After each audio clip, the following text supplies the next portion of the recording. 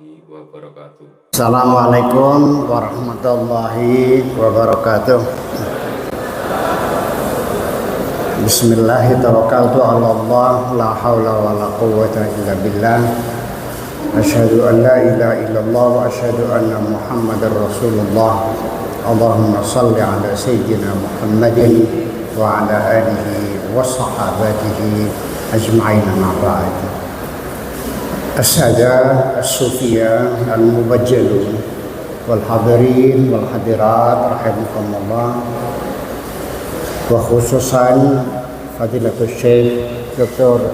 Yusri Al-Masri bermasri antum ya. Nah, alhamdulillah, marhaban bikum.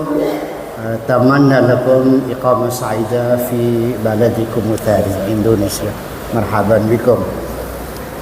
Hadirin dan hadirat rahimakumullah, saya sangat gembira sekali ketika diminta oleh Pak Jenderal Nur Wahid untuk menuliskan makalah berkenaan dengan seminar internasional tentang tasawuf di Pekalongan ini dengan judul Pendidikan Sufi dan Pengaruhnya dalam Pensucian Jiwa.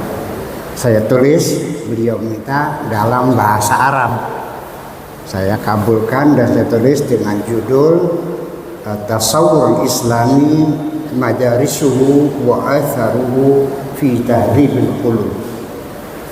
Biyadikum al-maqalah wa man yurid qira'ah hadhihi al-maqalah bikamiliha falyanzur ila fadilati Syekh Google, mawjuda fi PDF. Mawjuda, silakan.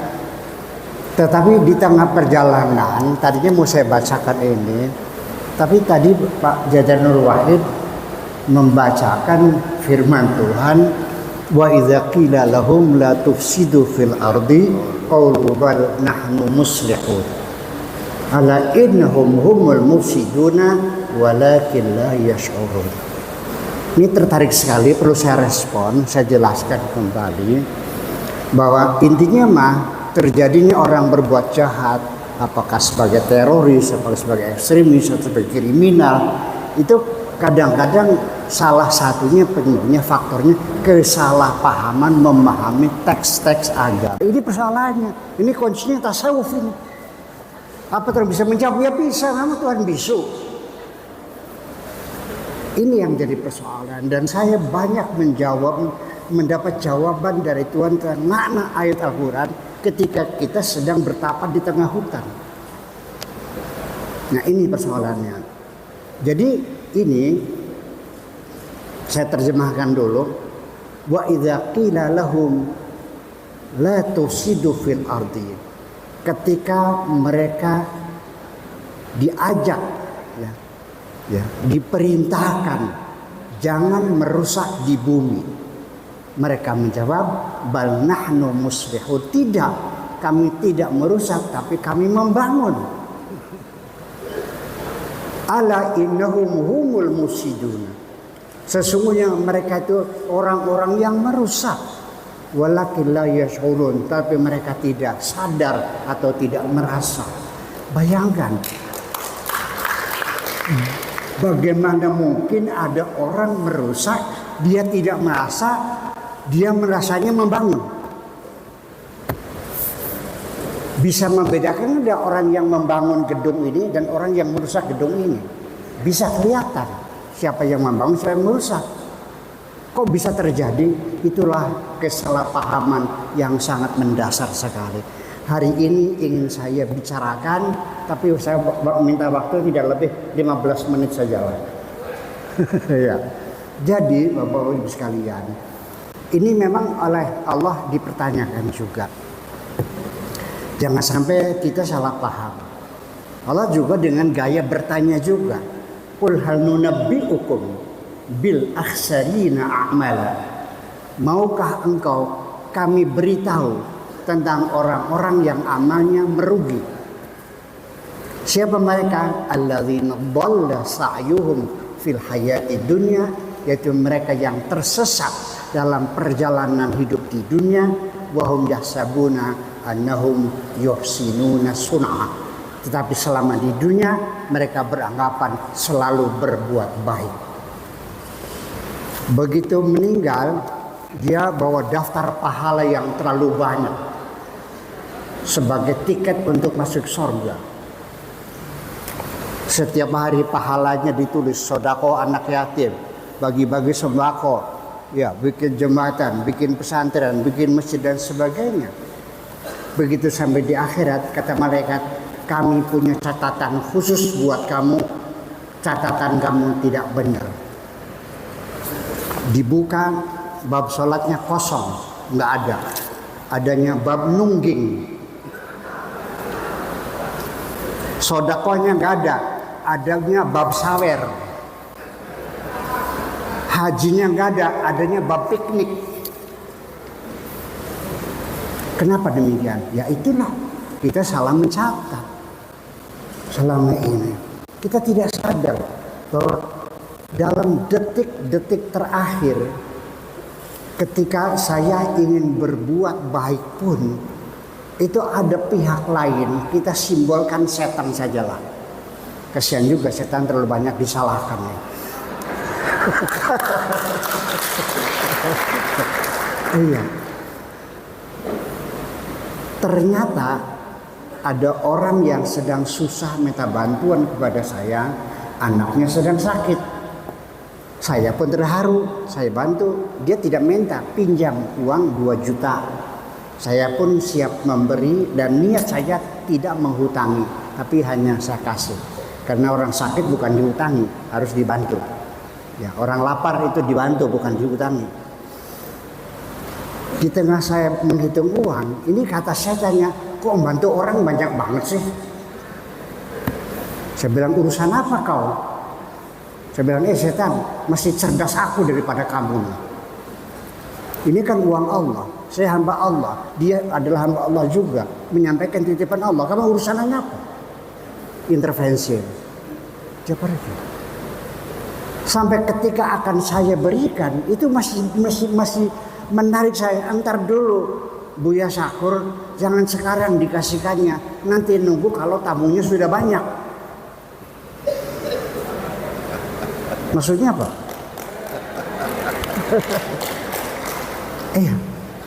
Datang lagi pengemis, datang kepada saya. Dalam pikiran saya mau kasih 1.000. Tetapi ketika dia bawa lalat banyak dan baunya busuk, saya cari uang 10.000 nggak ada, adanya 100.000. Jadi Enggak, semua saya kasihkan. Yang penting kamu pergi sana. Sudah. Nanti di akhirat, saya ini sodako atau ngusir pengemis? Itu persoalannya. Selama di dunia kita berbuat jahat semuanya, kita beranggapan berbuat baik. Ini jadi persoalan. Kemudian juga banyak kasus-kasus kesalahpahaman. Ada seorang ibu ditangkap polisi di polsek, dituduh mencuri ayam. Ternyata dia tidak mencuri, dia mendalil al-fitnatu asyaddu minal qatl. Fitnah lebih kejam dari pembunuhan. Saya difitnah mencuri ayam, padahal saya tidak mencuri ayam. Masih mending saya dibunuh sekalian daripada nama saya dirusak seperti ini. Saya nggak masuk akal. Masa merusak nama baik dengan menghabisi nyawa? sama. Lebih besar nama baik, ya menghabisi nyawa dong, menghilangkan nyawa lebih jahat. Kok bisa terjadi? Nah, itulah hadis Quran yang kita pahami salah paham, bahwa fitnah lebih kejam dari pembunuhan. Yang terjadi adalah seperti ini, bapak-bapak, ibu-ibu sekalian. Nanti ada orang di akhirat dimasukkan ke neraka lapisan yang paling bawah. Di bawah neraka untuk para algojo. Orang ini selama hidupnya merasa berbuat baik. Tidak pernah membunuh orang, tidak pernah melukai orang. Kok dia dimasukkan di bawah nerakanya para pembunuh? Dia protes, wahai malaikat, apa alasannya? saya dimasukkan neraka di bawah para pembunuh, padahal saya tidak pernah membunuh orang. Kata malaikat, betul, kamu tidak pernah membunuh satu orang pun. Kata malaikat, al-fitnatu asyaddu minal qatli. Fitnah lebih jahat daripada pembunuhan. Ya kan, saya kan tidak pernah membunuh. Iya, kamu tidak pernah membunuh orang, tapi gara-gara bacotmu, korbannya berjuta-juta orang mati. Al-fitnah itu provokator. Nah, itu persoalannya. Tolong sampaikan kepada mereka dalil ini. Nah, itu yang jadi persoalan. Nah, makanya saya ingin menawarkan kajian tasawuf itu harus dikawinkan dengan kajian psikologis. Ini kita sudah buat begini kitab, ini psikologi tasawuf. Saya sudah 30 tahun mendidik anak-anak saya di hutan. Setiap tahun itu 3 kali, bulan Maulid, bulan puasa, dan bulan haji. Pak Jenderal juga pernah ke sana, ya. Tanggal 1 Dzulqa'dah sampai tanggal 10 Dzulhijjah, 40 hari. Nanti bulan Maulid tanggal 1 sampai tanggal 12. Nanti bulan puasa tanggal 17 sampai tanggal 21. Di situ ada pelatihan rohaniat. Ya, semacam itu perlu dilatih. Karena bagaimanapun ada 2 hal dalam, ada maqamat, ada ahwal. Kalau ahwal itu adalah anugerah Allah, semuanya diberi oleh Allah. Maqamul mahabbah, maqamul musyahadah, dan maqam-maqam yang lain itu adalah Allah yang memberi. Wallahu yakhtassu bi rahmatihi man yasha. Tapi maqamatul muridin ini adalah harus diupayakan, dipelajari, dilatih, dibimbing oleh mursyid.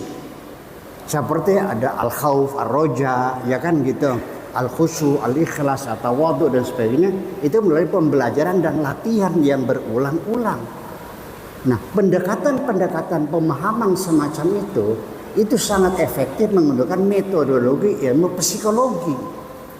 Nah, makanya perlu ada pelatihan. Tadi malam saya bercerita dengan Pak Jenderal, kenapa ketika kita lewat kuburan yang besar, kita pulang lagi mengajak teman 5 orang. Karena takut. Ya, kenapa takut? Ya takut.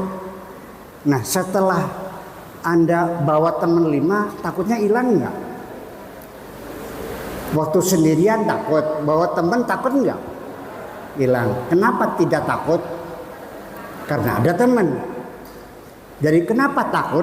Sebabnya karena sendirian.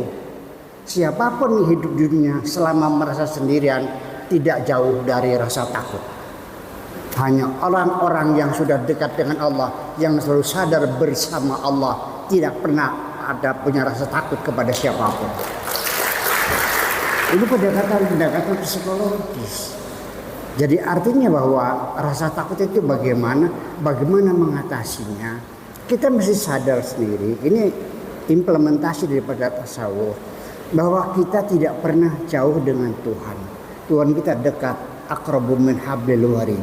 Dan kita sekarang di meja ini ada berapa orang? Ini ada 6 orang ya. Ya, kita bertujuh kok. Yang ketujuh Tuhan. Ketika berkumpul, ketika orang wa min najwa thalathatin illa huwa rabi'uhum, wa min najwa arba'atin illa huwa khamisuhum, wa min khamsatin illa huwa sadisuhum. Kita sini ada 501 bersama Tuhan kita di sini. Kita tidak pernah mengatakan Tuhan di sana. Kalau ebit terserah yang di sana. Enggak dong, terserah yang di sini. Karena Tuhan kita adalah di sini, bukan di sana. Itulah makanya kami menawarkan, barangkali perlu ini sada sufia, perlu metodologi pendekatan sufi melalui psikologi. Maka silakan kita bangun hubungan silaturahmi, saling berkunjung, dan nanti sebentar lagi bulan Maulud ada khalwat khusus 12 hari. mangga nanti hubungi saja, namanya Pak Ibnu Hajar, gitu, sekretaris eksekutif. Barangkali ada di antara teman-teman kita ingin mengalami ikut khalwat di hutan ya, hutan Indramayu. Kita sudah punya hutan, sudah kita beli, kita wakafkan sekitar 2,5 hektar di hutan Indramayu. Saya kira secukup itu saja. Saya minta waktu 15 menit saja. Terima kasih. Wassalamualaikum warahmatullahi wabarakatuh.